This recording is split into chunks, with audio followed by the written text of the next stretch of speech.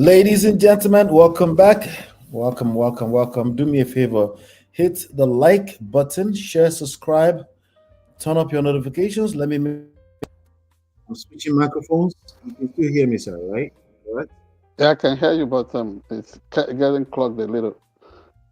Okay, how about now? Is it better? Clearer. All right. Thank you, everybody. Welcome. Do me a favor, hit the like button, share, subscribe, turn up your notifications so you're notified whenever we go live. It's getting muffled. It's getting muffled. It's getting muffled. Okay, Better let me. again. It's better. Is it better now? It should be good now, right? Okay. Mm-hmm. All right, good. So, yes, so welcome everybody. All right, folks, welcome. Yes, just hit the like button. Let's ping everybody else into the room. We have some trendy stories around the world that we're going to cover today. We have a good show set up for you today. Without any further ado, folks, brace yourself because it's time to welcome the man, the birthday boy, who wears two very impressive hats. One as the publisher and editor-in-chief of SharpEdgeNews.com, and the other as a high chief. Yes, you heard that right, absolutely. As the high chief Odokpetu of Aide Ogbese in Akure North Local Government, Ondo State. So whether he's ruling the newsroom or the kingdom, this man is always a sharp edge ahead.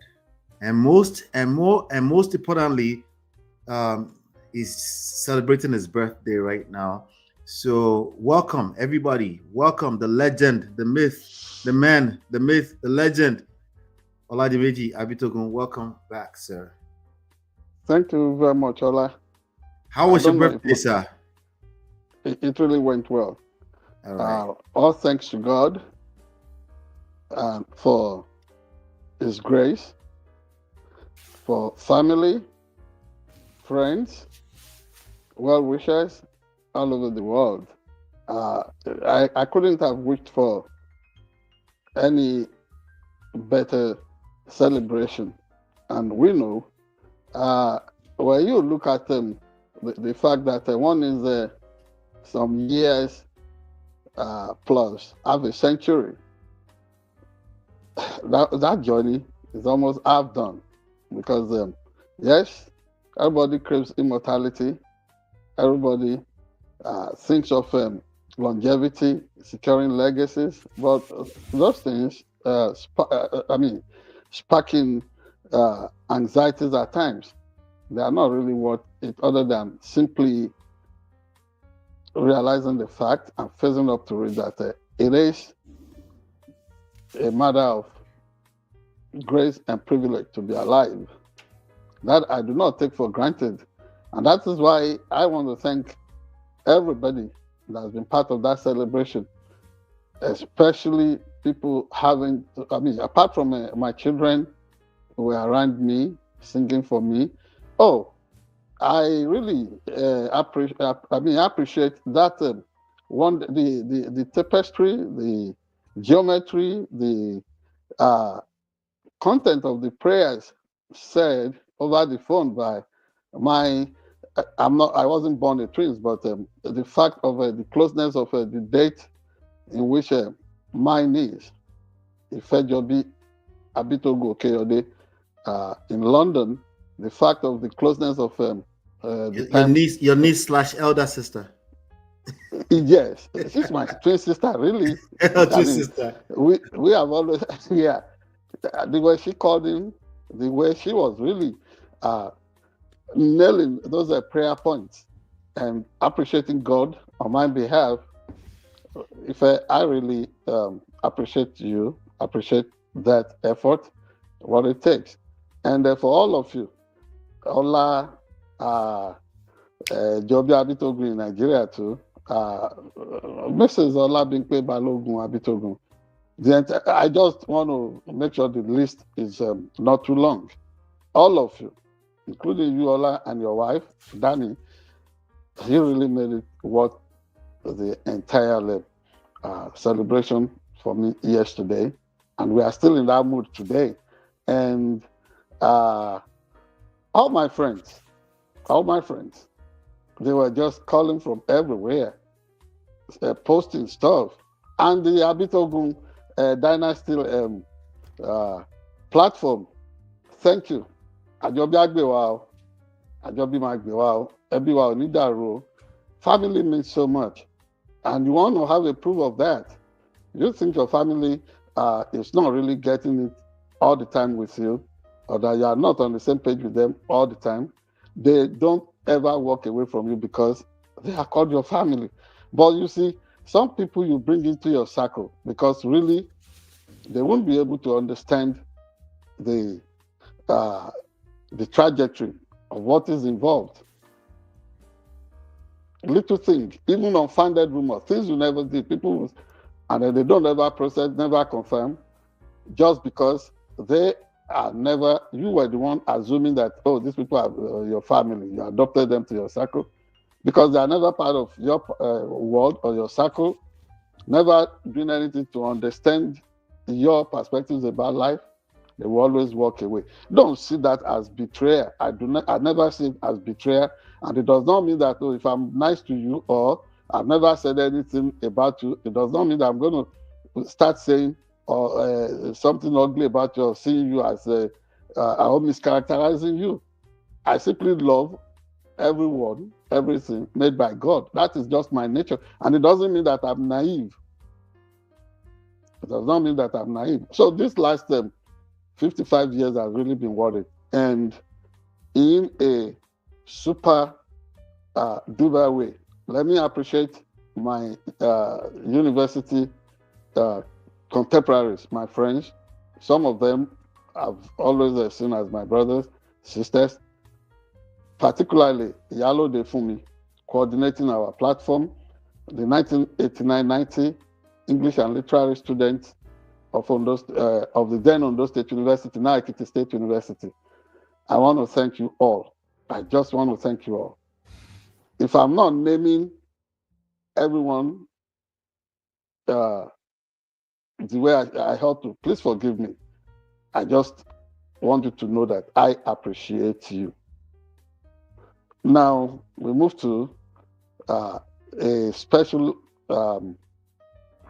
spike in the social media today, or the Nigerian media bubble.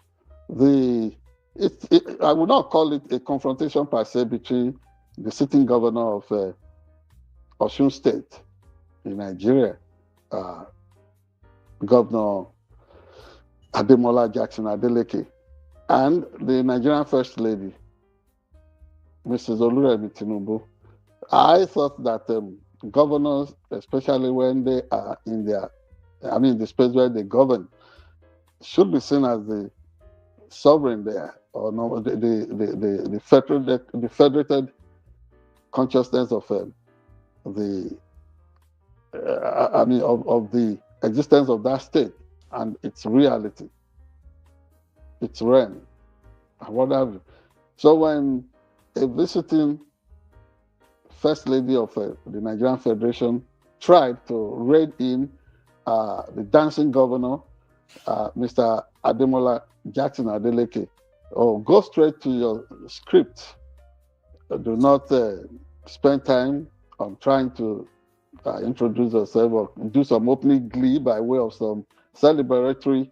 So for some context, sir, this was at the 10th coronation anniversary celebration of Adeyeye Ogunwusi, the Oni of Ife.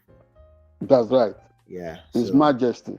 Yep. The Oni of Ife. That's true. But that's still in Osun State. And as the approving authority, after the kingmakers must have perfected the processes with the royal families.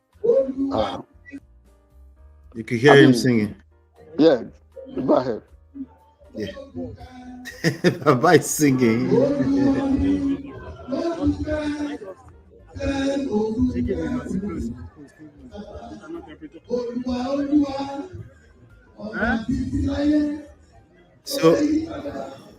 So you could see now Miss Remi Tinubu came right to him on the stage, said, I'll give you 5 minutes to round up.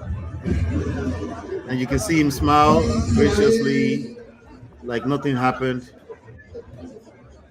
Yes. And then she says, I will turn up the microphone on you. it's quite a sin, to be honest. Go ahead, sir. Go ahead. And really, for the governor to be unruffled Mm-hmm. in the face of such a attempt at being gagged or being, we don't know what was playing on the mind of the first lady, but that was Governor Adeleke's tough. That is a space, part of the space which he governs as the chief executive of Osun State. And so, while we are not going to be part of why we would not die in their battles, we wouldn't know the undercurrents or whatever Mrs. Oluremi Tinubu was trying to do. But give it to Governor Adeleke at any time. He is somebody, that is a masterful when it comes to showmanship or handling public stage.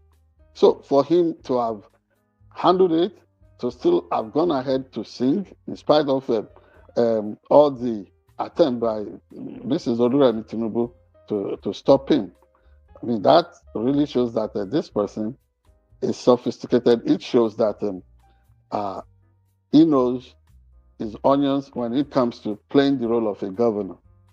Honestly, I don't want to accuse Mrs. Tinubu of being indecorous or trying to censor the man. We do not understand the whole perspectives of whatever was playing out between these two public gladiators, because I may not really refer to, yes, Mrs. Oluremi Tinubu, being a distinguished senator, a former one for that matter, of the Federal Republic of Nigeria, too, could be called a political gladiator.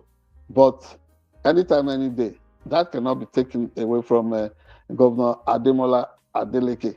And, the way things are really unfolding in Nigeria today, nobody knows if Adeleke is going to exit embattled People's Democratic Party of Nigeria. We do not know if some of the, if part of what was really informing the actions of Mrs. Tinubu there could be part of the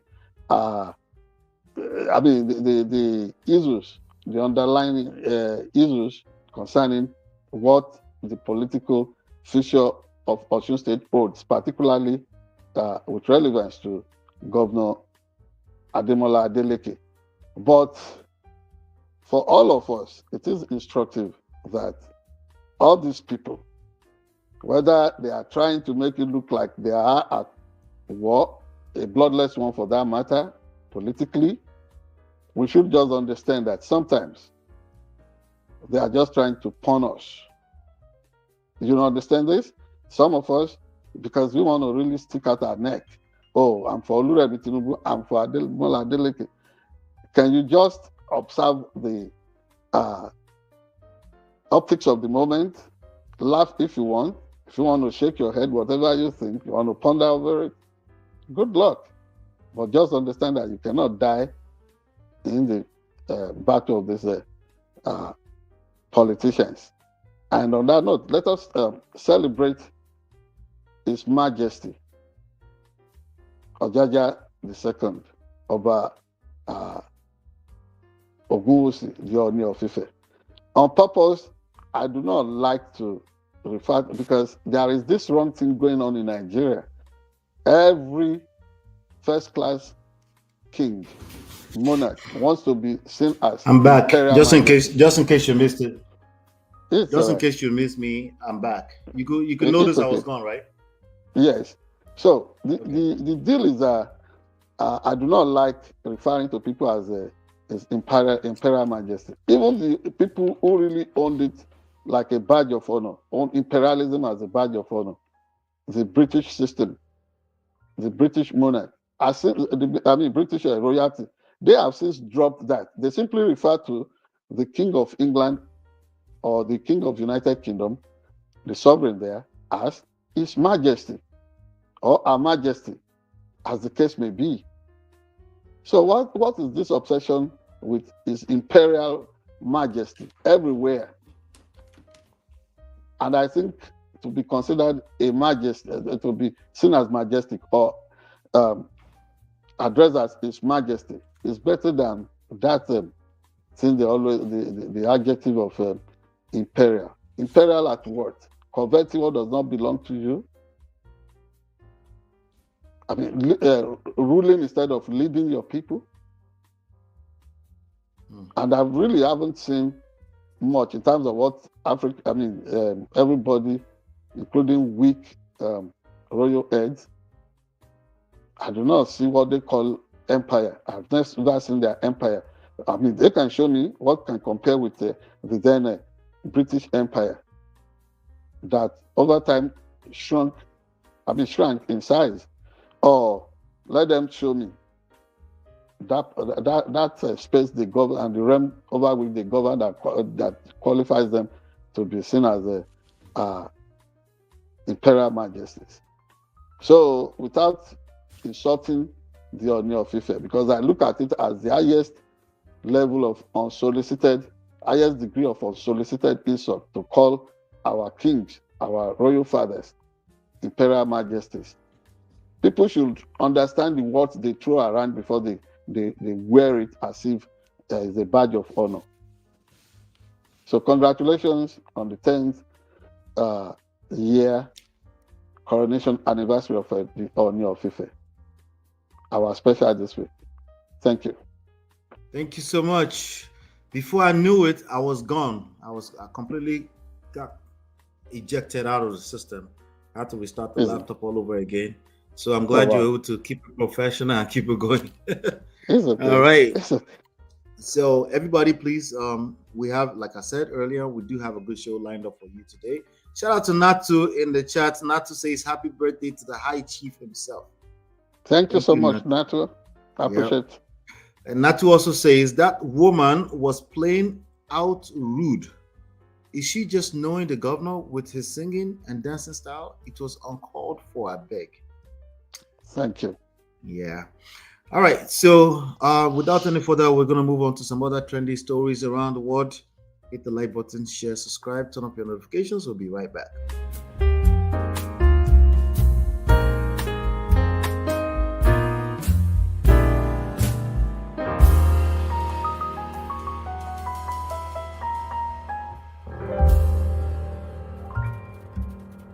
Dementia or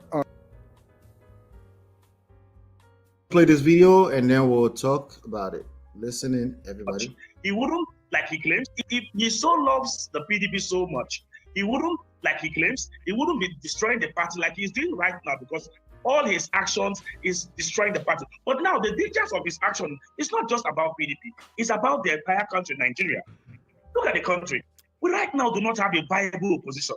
The only viable opposition we are supposed to have should be the PDP that has some governors, that also have House of Assembly members and House of Rep members, and with senators across the country. Now, but you are seeing the PDP getting weakened by the FCT minister and his actions. Trust me, everything happening in PDP today is about the FCT minister. And the PDP, a person of PDP has come to say they have suspended him and expelled him from the party, himself and his cronies and all that. Of course, the man is still making problems within the political party. But one thing should be said, and one thing is clear. Yes, WIKE does not own PDP. Yes, WIKE was never a founding trustee of the People's Democratic Party. So he cannot lay claims to PDP being his personal estate. And anybody who is laying such a claim is only just, see, this is part of destroying our democracy. We are supposed, what makes up a proper democracy is a viable opposition. But with the destruction of the opposition, led by the FCT minister, who is now an agent of the APC government, it simply means that these people are out to destroy democracy. That's why we see people moving from the APC and other political parties, from the PDP and other political parties into the APC in droves. What they want to run in this country is a one-party system where the president will have a free right to whatever decisions and whatever thing he wants to do, which is really not good. It's not going to help or strengthen our democracy. And we're not acting like a democratic nation. We're not acting like a democratic nation. So a lot of things have gone wrong, and the FCT minister has to sit back and tell himself the truth that he does not own PDP. PDP is not his personal estate. All right, so there you have it. That's WIKE that they're talking to. I'm looking at a report on Vanguard. Nigeria says we won't let those who we accepted into PDP kill our party. This is WIKE saying this. The Minister of the Federal Capital Territory, FCT, here's some WIKE says he and other founding members of the PDP, People's Democratic Party, will not allow those who created PDP. Because some people are saying one thing, he's saying the other thing, he's saying the same thing. It looks like they're tackling each other with the same talking points. There's confusion here. Please enlighten us, sir. What's going on? Yeah, thank you very much. I doubt how many of the real founding fathers of the People's Democratic Party, PDP of Nigeria, are still around today. And I am qualified to do a chronicle and possibly catalog of the names of people that were the founding fathers of this otherwise iconic political party when it was inaugurated in 1998. Remember, I was a practicing journalist in Abuja, effectively on the granddaddy. And elsewhere on our platform here, I pointed out to you that the 80th birthday of the former president and now late statesman, Nelson Mandela, at Ladi Kwali Hall of Sheraton Hotels and Towers in Abuja was the occasion used to crystallize the idea of the birth of of People's Political Party, People's Democratic Party of Nigeria. And remember, I told you, although the then president of South Africa, Mr. Nelson Mandela, was not, personally present, was not physically present at the event that day, Babangida was the chairman of the occasion, and the then South African High Commissioner to Nigeria was representing his sitting president. And so even the man who authored the constitutions of the three leading political parties in Nigeria at that time, the late Chief Bola Ige, was the one who perfected the constitution of the PDP, that of then APP and Alliance for Democracy. The only reason why Bola Ige and the other progressive elements from the Southwest, some of who were active promoters of NADECO, the National Democratic Coalition, that was really slugging it out on agitations for the actualization of annulled June 12 presidential election results, and other people. The reasons why they would not want to stay with the foremost promoters of a PDP was simply because they accused them of. You said? Go ahead, sir. Sorry about that. Yeah, simply was because they said these people actively encourage, especially folks that were coming from UNCP and so on and so forth, that they actively collaborated with the Isato ruling military junta in Nigeria. The same thing happened when they were going to start APP. Bola Ige authored the constitution of APP as well. And when they had the meeting of the APP at Area 10 Parade Ground in Gariki, all those elements like the late Ibadan Mercurial politician, Baba Adedibu, all of them were there.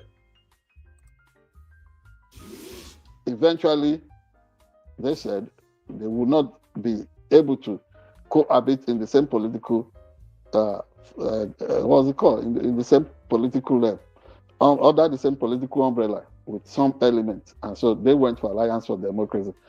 But if,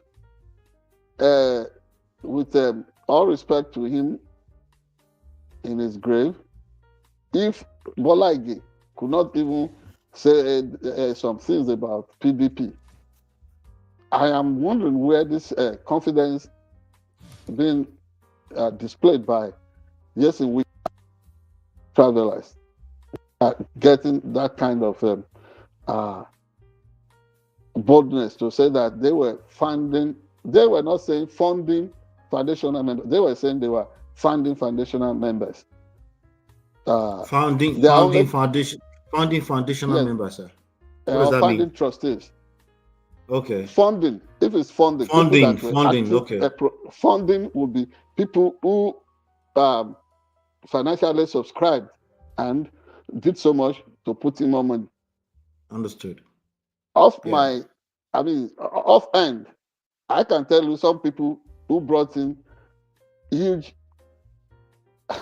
amount of money to get PDP going. And the clout of people like Babangida, people like, who were the articles there, political family of PDM, and so on and so forth in those days, who later persuaded or mounted prayer, drafted Obasanjo to be the pioneer presidential candidate of the party. What would they want them to say today?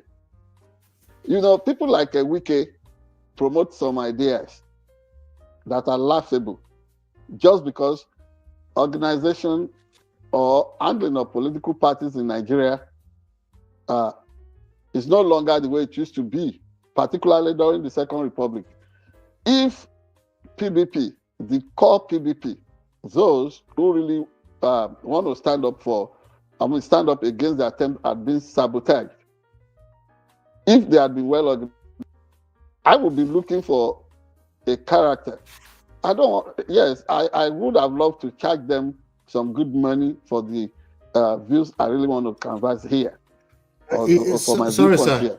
Some of his main point of contention today, according to this Vanguard article, is about some court judgments that were being violated. He's talked about some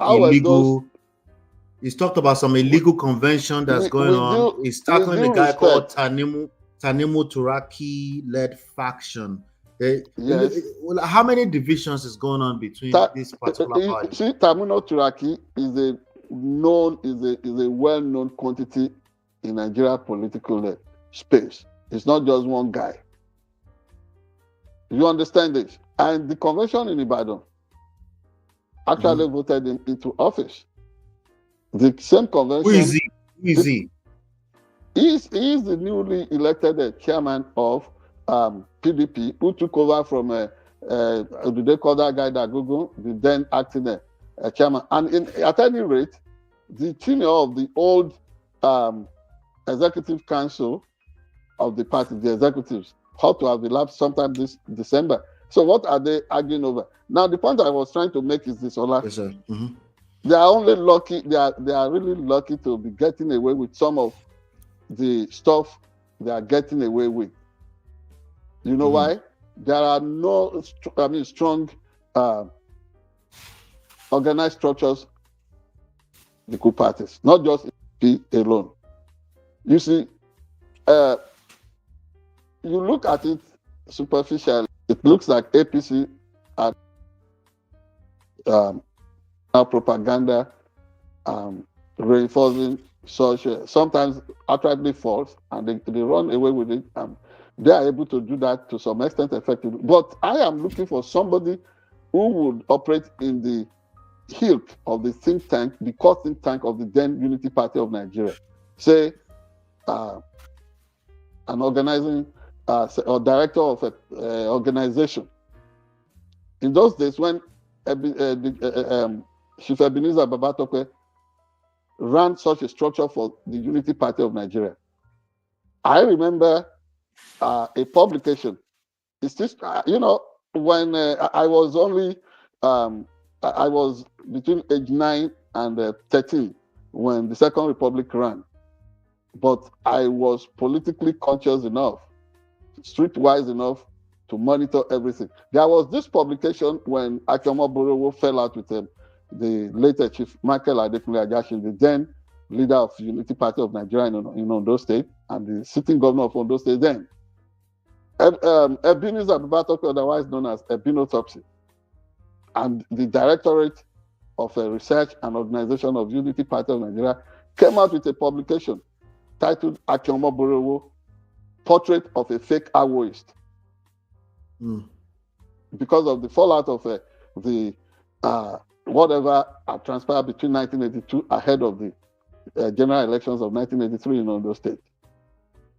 That publication was distributed widely, so much so that even my father, who was then chairman of Unity Party of Nigeria in Akure Constituency 3, now known as Akure North Local Government, brought home a copy of that publication. It remains a study in hack, political hack job. That is what PDP does not have. That is what you don't have because some of these personalities ought to have been singled out. Their pen portrait done and circulated around Nigeria, and then they will know that something had come for them. In those days, it was so bad, which is why ultimately some of those political face-offs in Nigeria led to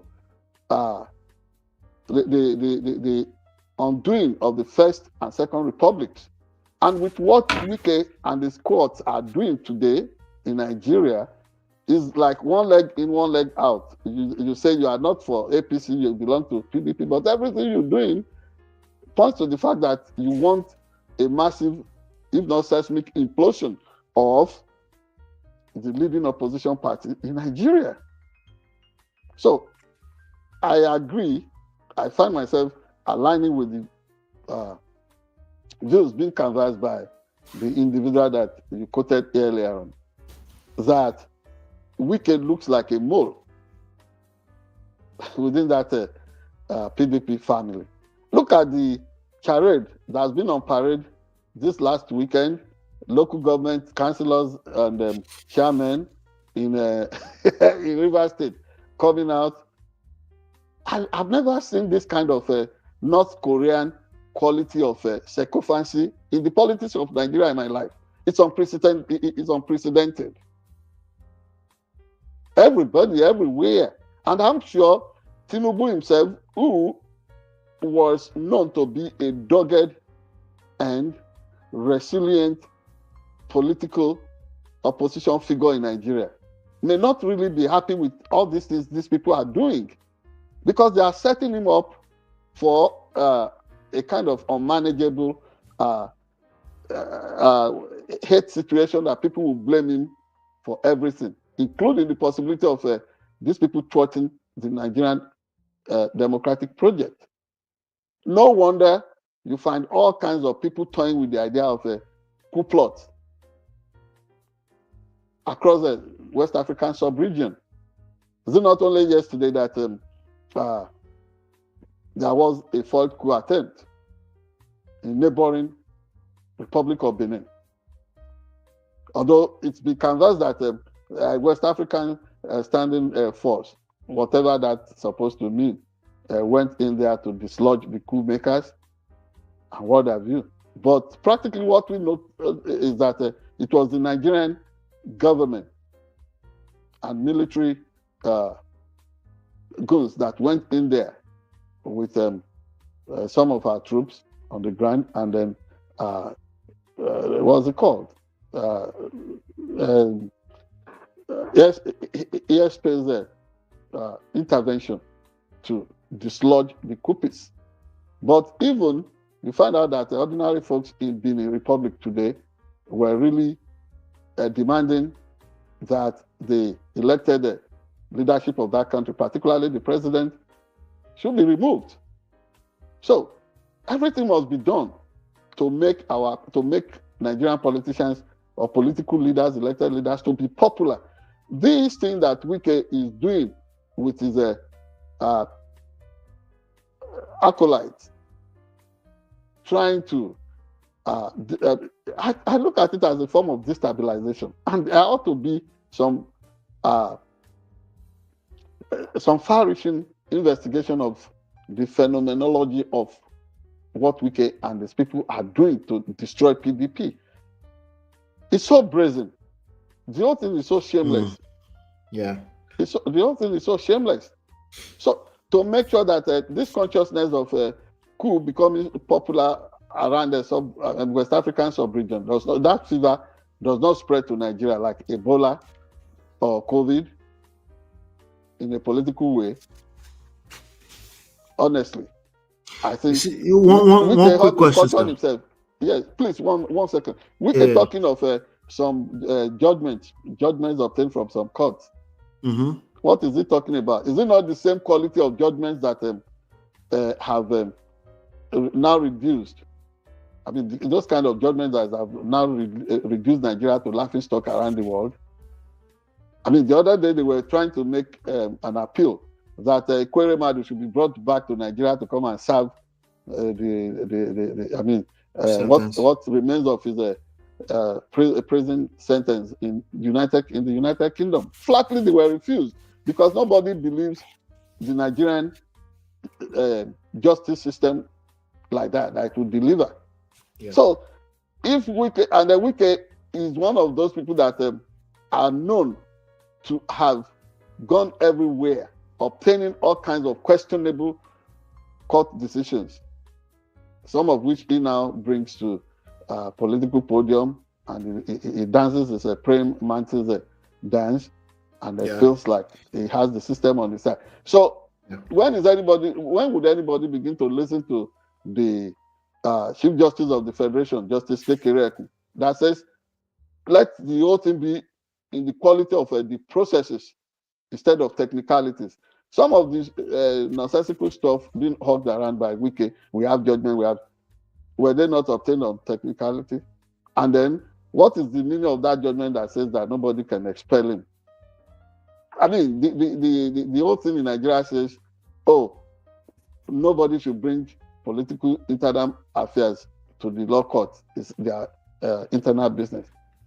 It is true they are not really embracing internal democracy like that, but that is the court that says it. And the same court now is giving all kinds of contradictory rulings there and there. And that is the kind of stuff, the baloney that WIKE has, that is now touting. Mm-hmm. Please, come on. I mean, let me have the question you wanted to ask. No, we run out of time. We're just going to move on to some other trendy story around the world. Thank you very much. I think you've said it all. I think the PDP story is probably going to be a never-ending story at this point, but we're going to keep monitoring it. But it looks like they're all jokesters over there. That's what it sounds like to me. All right, everybody, please hit the like button, share, subscribe, turn on the notifications. We'll be right back with some other trendy stories around the world.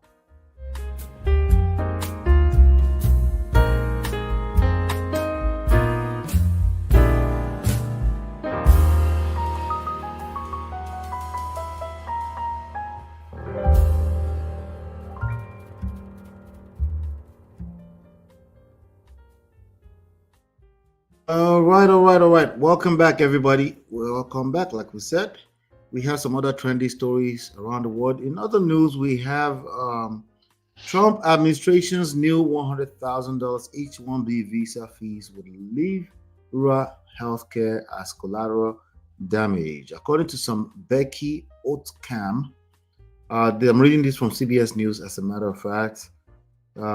Becky has been trying to hire a lab technician at a hospital in rural North Dakota since late summer. Not one U.S. citizen has applied.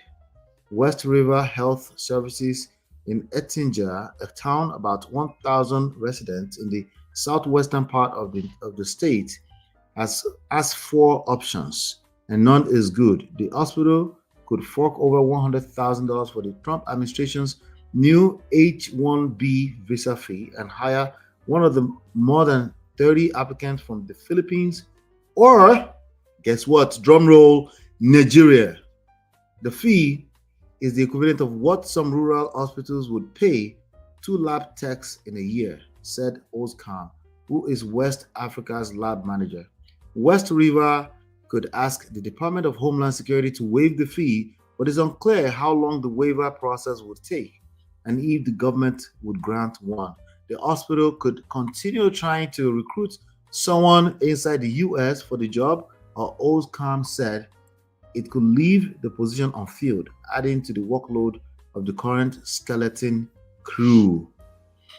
The U.S. healthcare system depends on foreign-born professionals to fill its rank of doctors, nurses, technicians, and other healthcare providers particularly in chronically understaffed facilities in rural America. But a new presidential proclamation aimed at the tech industry's use of H-1B visa is making it harder for West River and other rural providers to hire those staffers. The healthcare industry wasn't even considered. They're going to be collateral damage, and to such an extreme degree that it was clearly not thought about at all, said Aram Alam, a Harvard associate professor whose new book examines the history of foreign doctors in the US.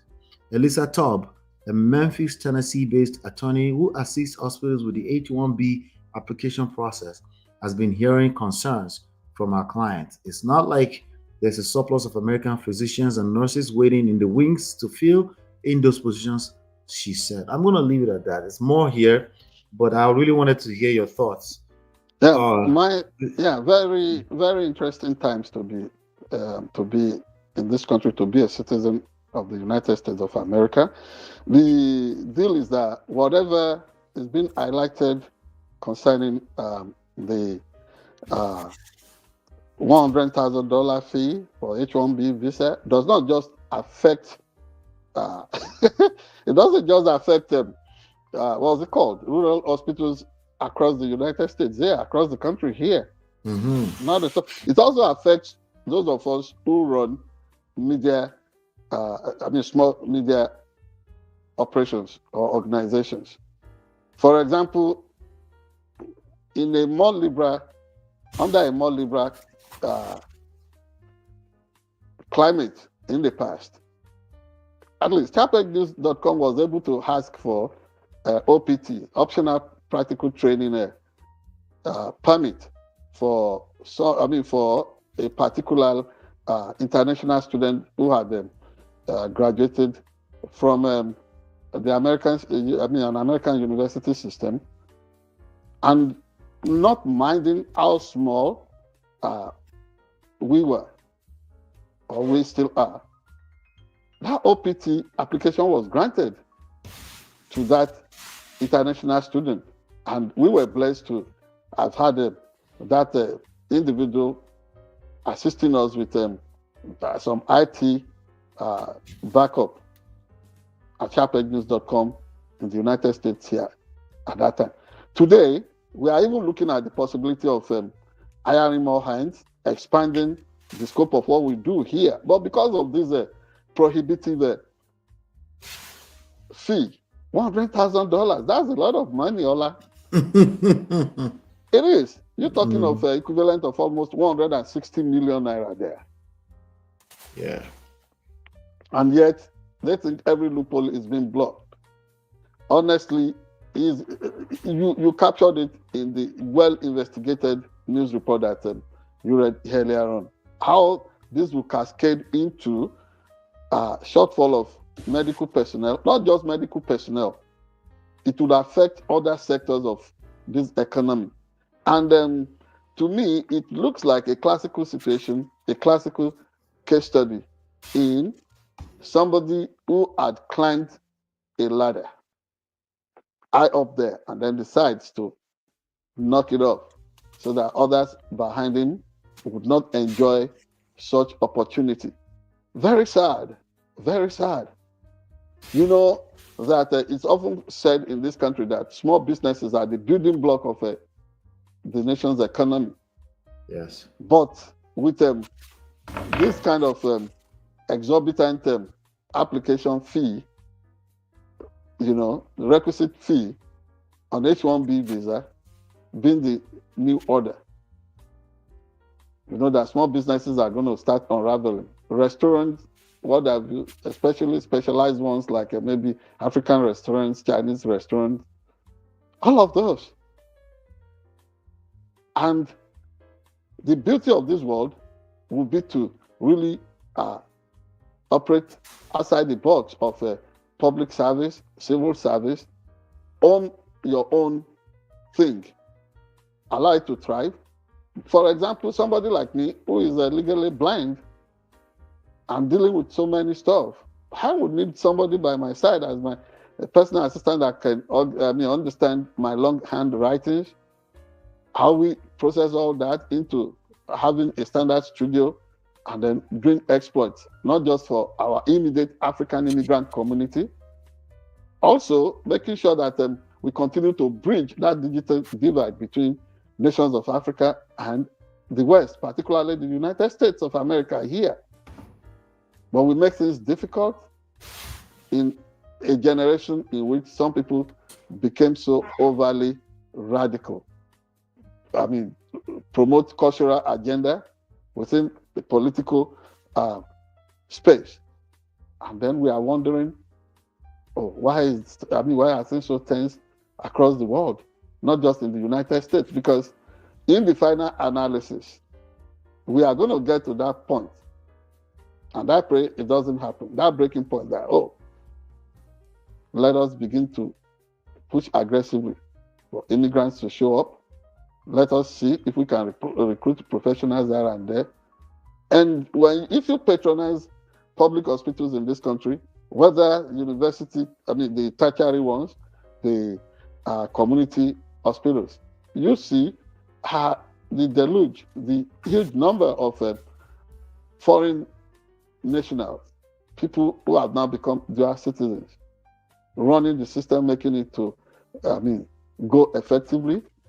And many of the works that are available are things Americans will not do. They are some of the jobs they will not do.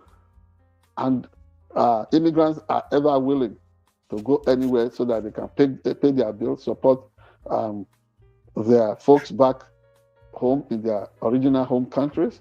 But somebody says that is not good enough. And that used to be part of the soft power of the United States, other than these funny military parades through which they want to project.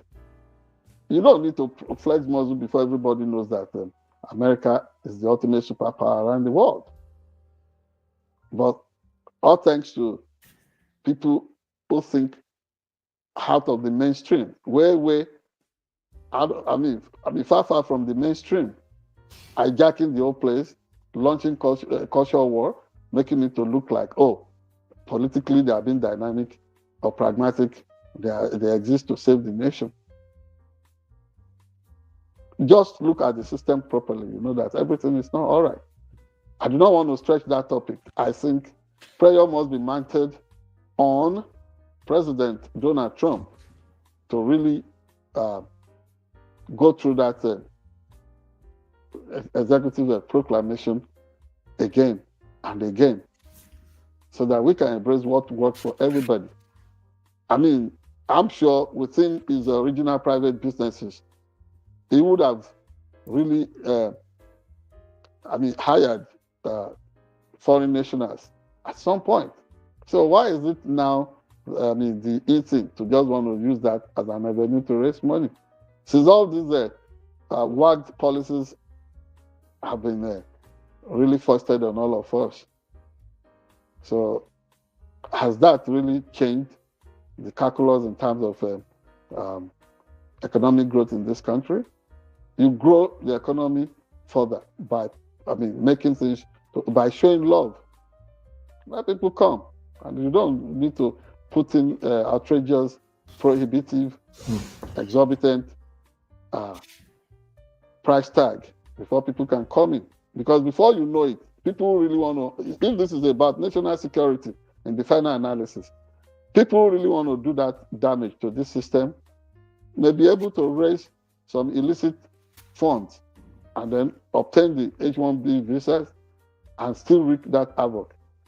So that we do not encourage all these people with dirty money to hijack the entire processes instead of true professionals who would really work for the good of this country. I think that decision ought to be considered carefully, and we proceed with caution and know what works for national interest. Thank you. Thank you so much. Thank you so much. Please hit the like button, share, subscribe, and follow. Turn up your notifications. We have some other trendy stories around the world. We'll be right back.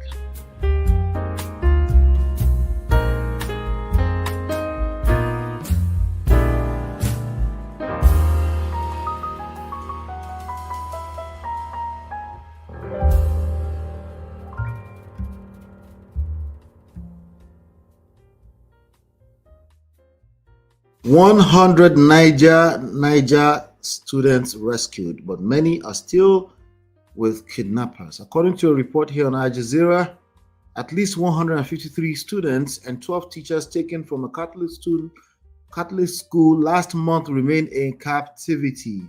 Nigerian authorities have secured the release of 100 children who were among hundreds kidnapped from a Catholic school in northern Nigeria last month.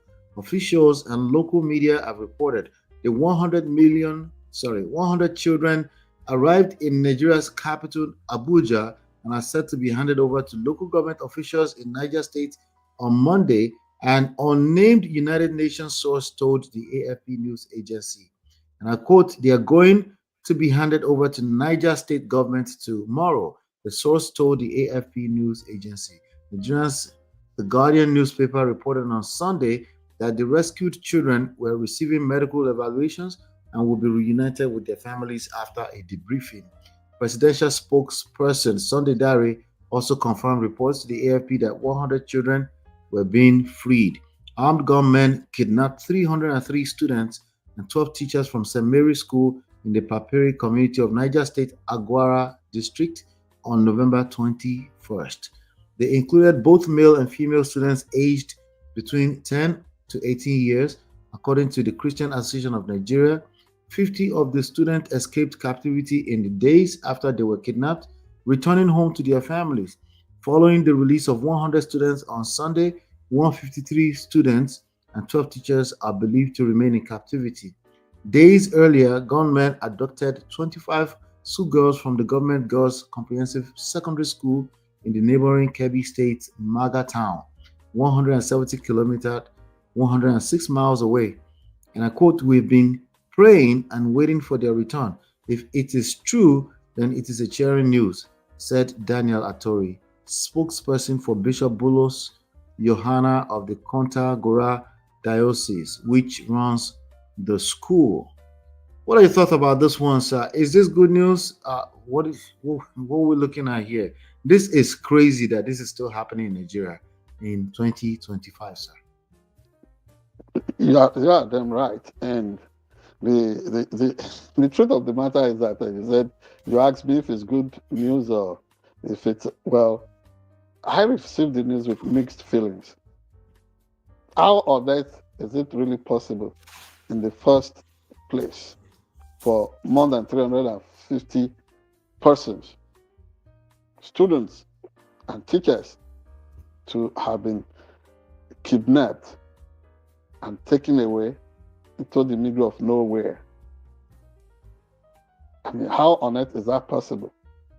I mean, this leads to a fundamental question. Do we still have a government in Nigeria? Is there a state government? Because there is always this funny description or the funny identification of sub-nationals instead of talking of local governments and state governments in Nigeria today, or federating states of the Nigerian country. Everybody talks of sub-nationals. And then, like we already know now, something we have been dealing with right from time, that news coming from mainstream media in Nigeria sometimes, I mean, what's it called? Snippets often dropped as information propaganda by people who run the country. And when they say, 100 have been rescued, plus 50 that escaped from captivity so far. So we are talking of still having more than 170 persons, including those 12 teachers, still within the grip of this radical non-state actors. You can't really put a hand on their ideology. You don't know if they are in it for business. For example, 100 students have been rescued and brought back. How was that done? I mean, is it done negotiating or with a fierce firefight between Nigerian military personnel and these kidnappers or terrorists or bandits, whichever the case may be. At what cost? Was ransom paid? Yes, people would ask why, at all cost, at whatever cost, let the children come back home. We agree that they should come, but it shouldn't be at whatever cost. So the concern here is that gradually, in spite of the fact that people say some people are elected and what have you, we are beginning to reap the fruit of planlessness and then manipulation of electoral processes in Nigeria. That cannot be the total reason, justification, or explanation for banditry, terrorism, kidnapping, violent crimes all over Nigeria. That cannot be the sole thing. And Nigerian government does not want to be told the truth that there is an element of religious targeted persecution and killings and abductions in concerning some of these crimes that you find all over the place. So Nigeria must begin now to look at what ought to be done, because last week everywhere was agog in Nigeria. Oh, there is a new Minister of Defense, Christopher Musa, Southern Kaduna person. He will be able to do the job. We're already counting for him. When is he go? Is this part of how to hit the ground running? Really, I even want to see him hit the space flying and making sure those forests are combed, possibly defoliated. Putting chemicals there, making sure that all those trees, they can be regrown later. They shed their leaves, and there shouldn't be any hiding space for these individuals that have now made Nigeria ungovernable. And then, right from the presidency to the ordinary citizen on the street of Nigeria, everybody ought to be conscious, working for the Nigerian project now, to make sure that these elements cashing in on the misfortune and avoidable crisis visited on Nigerian innocent citizens can be really checkmated. They can be defeated. And everybody should also learn to now watch over what his or her neighbor is doing. Is there anybody running that chain of what is it called? Chain of information for these evil people who take children to the forest, and beyond, making sure that proactive precautionary measures are put in place. Let us also scrutinize the way we manage these freed captives whenever they are brought, because I do not, to the best of my knowledge, I don't know if Nigeria does, or Nigerian officials, if they do a good job of really examining the rescued individuals, whether students, whether children, whether adults, when they are rescued. And they say they have been evaluated, medical facility and all that. Some of the things they have witnessed in the forest there, in captivity, would linger for a long time. It's going to be some long-lasting trauma, something that will alter the destiny of many of these people, because some of those experiences, I'm sure, will be horrifying, not just for adults, but in a fundamental way, in a more serious way for underage individuals that find themselves as victims in the hands of these riffraffs. And Nigeria does not want to be told that He cannot do this job alone. So the words of former President Olusegun Obasanjo becomes a relevant piece of advice here. If the government cannot really secure its citizens and their properties across the country, ask for help. If they cannot provide post-trauma or post-incident trauma management, but ask for international assistance. God forbid that we stand idle while the whole place, the entire Nigerian landscape, is being run over by renegades, riffraffs, ragtag, money-grabbing bastards, destroying the country for everybody. Nigeria deserves better than this, and the black race certainly does.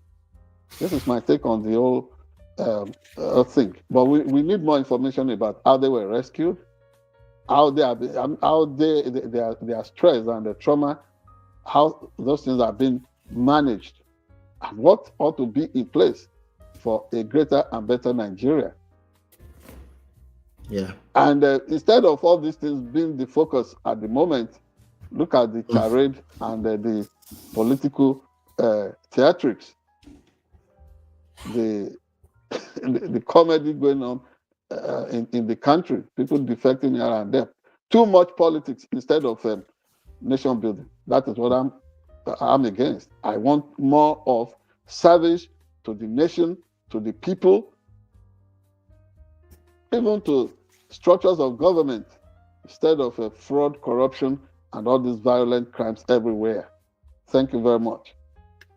Thank you so much. And again, happy birthday to you. We wish you many, many happy returns.